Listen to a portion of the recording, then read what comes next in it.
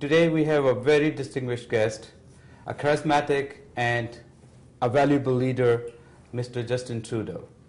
Mr. Justin Trudeau, thank you very much and welcome to the show, sir. Thank you very much. Assalamu alaikum. Walaikum assalam. Justin, we'll start. My first question is about economy. Why should Canadians who are worried about their household income and jobs believe that Mr. Justin Trudeau, as Prime Minister, will fix the economy? Well, we have a government right now that is very proud of its record on the economy because Canada is doing well. And if you talk to Canadians, we say in general, yes, Canada is doing well. The problem is that Canadians are struggling.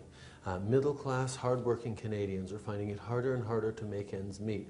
And this government is not readjusting to that. It is not recognizing the fact that Canadians haven't had a real raise in about 30 years when you actually look at the numbers.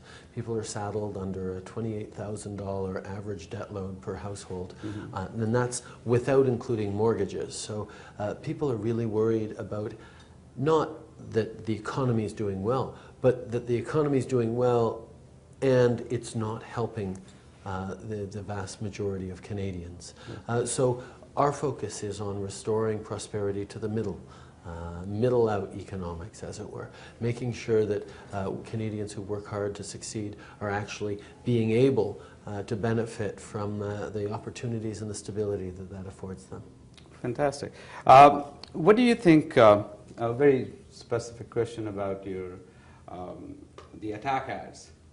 What do you think Conservatives are trying to send a message to the public about I don't know. I think the message the public is getting from these ads is the Conservatives are very much focused on me, but I'm focused on Canadians.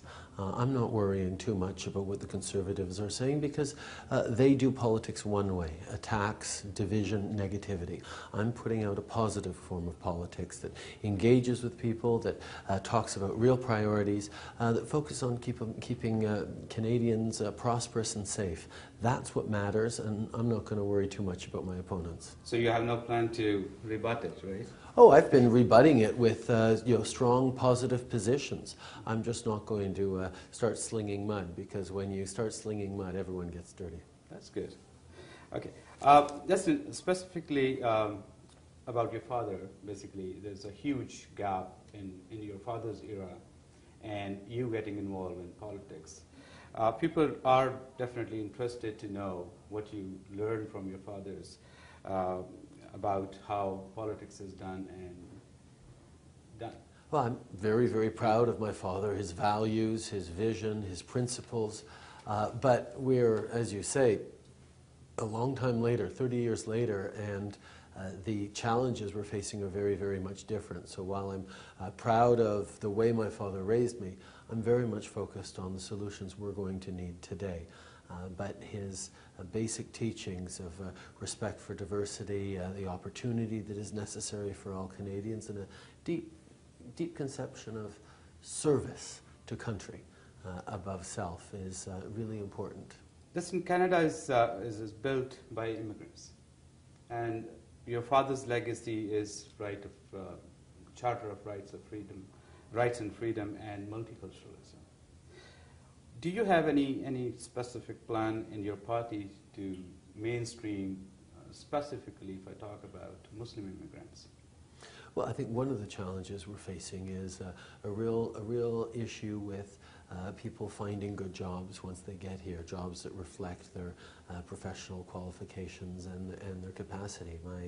My riding in Montreal has a large number of the Arab community from Morocco, Tunisia, and Algeria, and there's a real frustration because these are educated people with degrees in engineering and in various health sciences fields who are finding it extremely difficult to get their professional credentials recognized.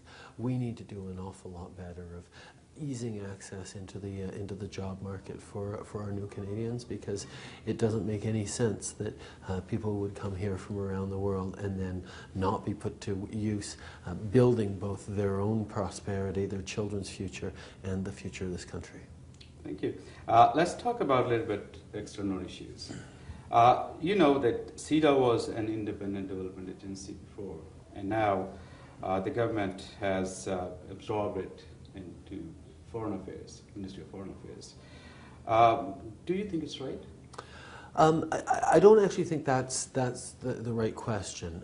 The fact that Sita is within Foreign Affairs is not in of itself a bad thing, because I could see a government that really believes in Sita choosing to merge the two to be more efficient, to work together, to able to enhance Sita's role.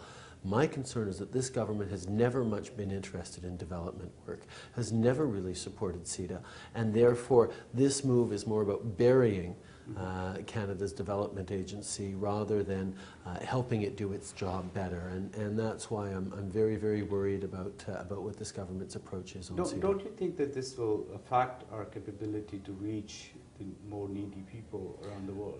There's no question about it. A Sita that is weakened becomes much more interested in the foreign and diplomatic goals that we have rather than the development goals. And that's where the separation between the two have always been a very important part of Canada's presence in the world.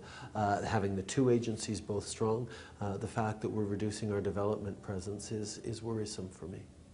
Justin, as you know, that Pakistan is the worst victim of terrorism. Over 50,000 people have been killed in this madness. Over $100 billion costs to our economy, and Pakistan's economy. And yet, our Canadian friends are not, or so-called hesitant to come out and help Pakistan in this crisis. If we recall your father's era, we had a best trade relationship or trade partnership with Pakistan. We can see so many big projects like Tarbela Dam and Warsak Dam, and we still have a biggest cement plant, which is maple cement. So don't you think that we need to help Pakistan in this time? I think one of the things that is challenging Pakistan right now is it's having trouble dealing with one of the things that Canada does very well and always has done very well, which is handle its diversity. In Canada, we are strong not in spite of our differences, we are strong because of those differences. And when you see the oppression of minorities that still happens in Pakistan, whether it's the Ahmadiyya community or whether it's the Christian minorities, there is real question about how Pakistan protects internally its minority groups. And for me, that's something that the Pakistani government needs to step up on if it's going to be able to reduce the kind of violence and terrorism that happens within its borders. And Canada can and must be a partner and be helpful in showing the way how to respect minorities and how to make sure that everyone has a voice in shaping the future of a pluralistic country like Pakistan. That's good. One last question about immigration. The time right now in any other part of the world is basically less than what we have in Pakistan. It's doubled, basically. Do you think if Justin Trudeau as a Prime Minister and Liberal Party in power will change anything in immigration process or review something? We need to increase our capacity to bring in immigrants from around the world that will find good jobs and contribute to our country in a much more efficient and quicker way. The backlogs, the slowness and the hesitancy around visitor visas, the lack of family reunification numbers, these are all things that this government has done that is bringing us in the wrong direction. Canada will always be a country that welcomes people from around the world and does better because of the hard work of people who come and believe in returning the favor and building a better country because of the opportunities we've offered them. We have to make sure we accompany those people with the right kinds of integration tools and ease them into the shared public values that define us as a country. But the challenge we have is right now a government that doesn't believe in immigration as a tool for not just economic progress, but social progress. And that's something we have to turn around as a Liberal government.